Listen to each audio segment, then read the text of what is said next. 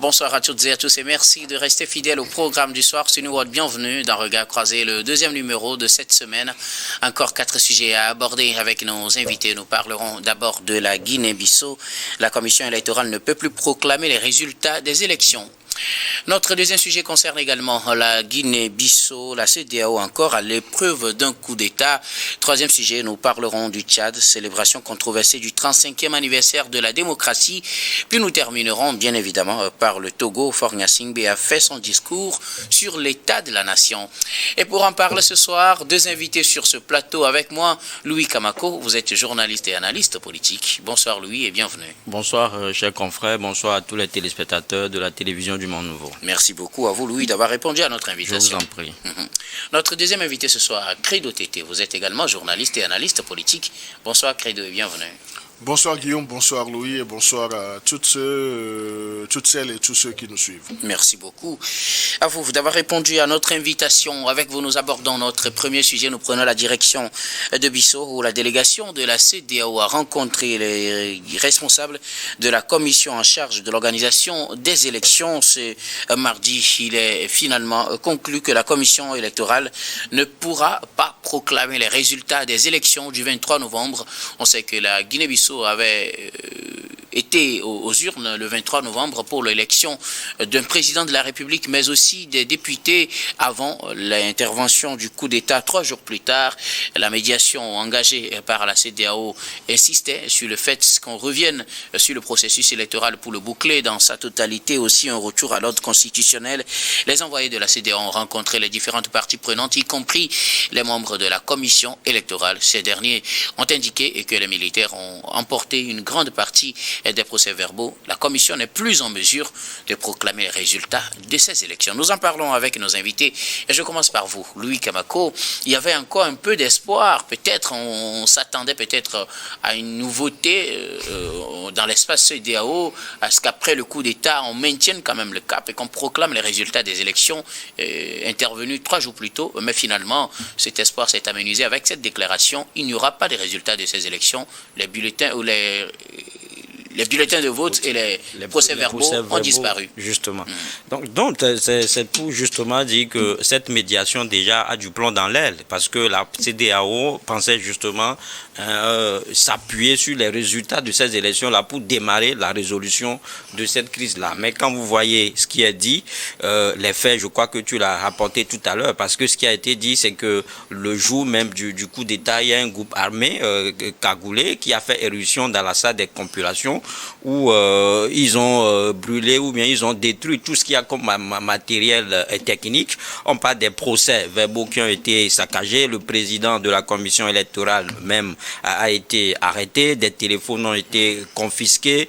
Des membres en fait de cette commission électorale ont été intimidés, ont été menacés de mort et tout cela. Donc je pense que c'est une situation assez abracadabrante qui aujourd'hui nous laisse croire que ce coup d'État là, comme on l'a dit, ou bien ce coup d'État confirme l'hypothèse selon laquelle il a été orchestré ou bien il a été organisé par le président Embalo lui-même. Donc c'est pour dire tout simplement que la raison fondamentale, c'est que le président Embalo a justement constaté que il a perdu ses élections, mais puisqu'il ne veut pas justement céder le fauteuil présidentiel, ou bien il ne veut pas reconnaître sa défaite, il a orchestré ce coup d'État-là. Il a justement il a pris attache avec ses frères d'armes justement pour s'offrir à la face du monde cette comédie théâtrale. Donc je crois que telle que la situation se présente, ça va être difficile aujourd'hui pour la CEDEAO qui pensait que c'est une crise qui va être résolue en mine de rien, parce que quand vous voyez l'équipe qui a été composée en sa tête, le médiateur en chef de la sous-région, le président togolais Faure Gnassingbé, on se dit aujourd'hui que cette crise-là va durer dans le temps et dans l'espace, parce que on peut d'ores et déjà dire que les preuves ou bien les éléments qui peuvent constituer un commencement de résolution de crise ont été effacés par l'armée. Donc je pense que la CEDEAO a encore du chemin à faire dans la résolution de cette crise-là. Maintenant, ce qu'il faut également déplorer, c'est que cette élection en soi a été budgétivore pour la Guinée-Bissau, tout comme toute élection d'ailleurs. Les informations qu'on a pu glaner ici et là nous font croire que ces élections-là ont coupé, ou bien cette élection présidentielle a coûté à peu près 6 millions d'euros à la Guinée-Bissau. Donc ça veut dire que tout cela aujourd'hui c'est un gâchis, c'était du temps perdu, c'était de l'énergie gaspillée pour un gros zéro, et que aujourd'hui le pays doit tout reprendre, le pays doit tout refaire grâce à un président justement qui est avide du pouvoir. Alors, quand vous dites cela, c'est comme si le président, il a mis une pause sur sa carrière, après il reviendra. Mais quand on fait un coup d'État, on sait qu'on place quelqu'un dans le fauteuil présidentiel. Si je reste dans votre logique, je sais que c'est également la logique de Credo, il a défendu la dernière fois, mais vous imaginez quelqu'un qui organise un coup d'État contre lui-même, et finalement, il n'a aucune garantie qu'il reprendra le pouvoir après. Non, mais c'est pas un coup d'État. On a parlé de révolution de palais, c'est-à-dire que c'est un passage à témoin qui s'est fait à la manière d'un coup d'État. C'est un passage à témoin justement pour jouer un sale tour à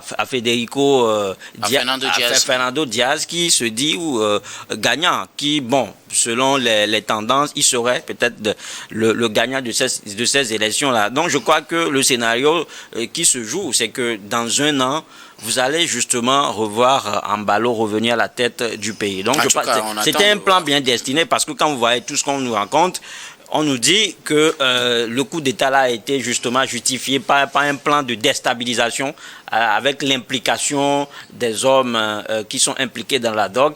Mais quand vous voyez les actes que les uns et les autres sont en train de poser, ça nous fait croire, ça confirme l'hypothèse selon laquelle ce coup d'État là n'a jamais été un coup d'État au sens propre du thème. Merci beaucoup.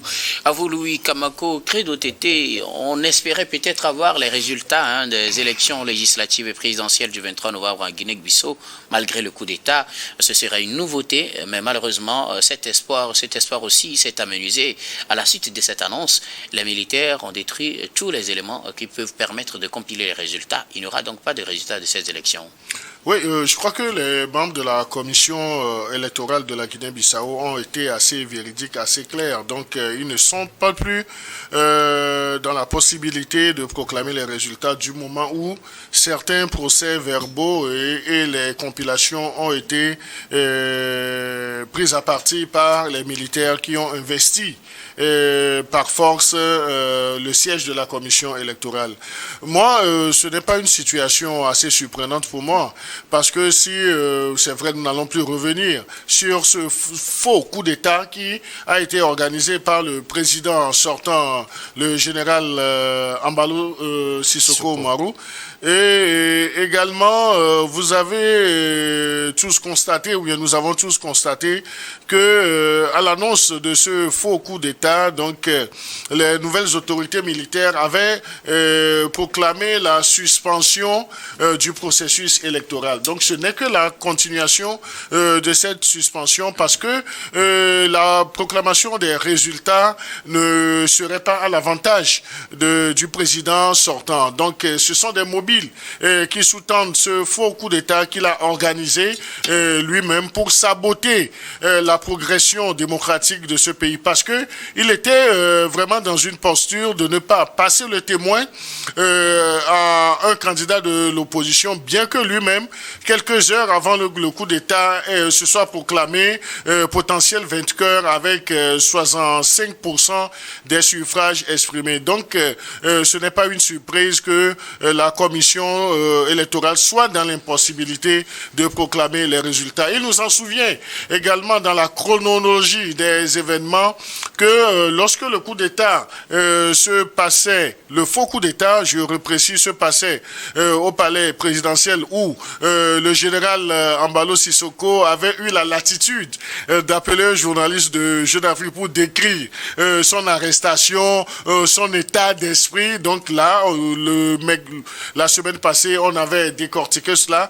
Et en ce moment, le candidat de l'opposition, qui qui a été soutenue par le principal chef de file de l'opposition, Domingos Simões Pereira. Ils étaient en discussion avec la mission d'observation électorale de l'Union africaine qui fut conduite par l'ancien président nigérien Goodluck Jonathan. Et qu'est-ce qu'ils se disaient? Ayant un peu l'habitude de ce genre de mission, il y a des vérités qui se partagent et également des inquiétudes. Donc, aujourd'hui, lorsque la commission se voit dans l'impossibilité de proclamer les résultats, la commission ne peut que aller dans ce sens. Parce que avec un régime militaire qui est piloté ou bien dirigé par un général, le général Horta, proche également de Embalo Sissoko, avec l'élection, bien la nomination d'un premier ministre qui fut le directeur de campagne de monsieur Embalo Sissoko, donc nous dire ou bien s'illusionner que les résultats seraient proclamés par cette commission, par une commission électorale. Donc c'est vendre, disons, de l'illusion au commun des mortels. Donc la transition, ils ont dit la transition d'une année. Comment est-ce que cette transition va se passer? Et le second sujet de ce débat de ce soir nous amènera à faire des analyses encore sur la complexité de la médiation de la CEDEAO. Parce que la CEDEAO est aujourd'hui dos au mur.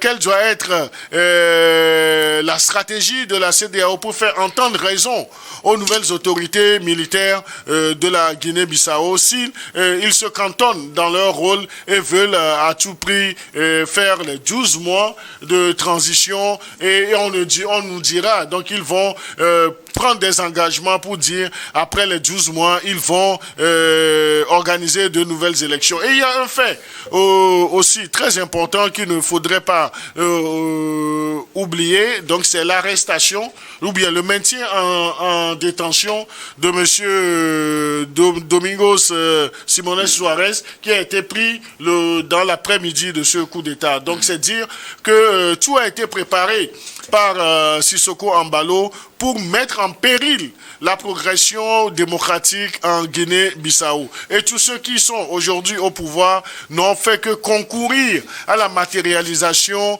de cette comédie théâtrale, de cette scène qui prouve que le metteur en scène est d'une piètre qualité. Merci beaucoup à vous tous pour vos contributions. Nous allons marquer la première pause, puis on reviendra tout à l'heure pour la suite de cette émission.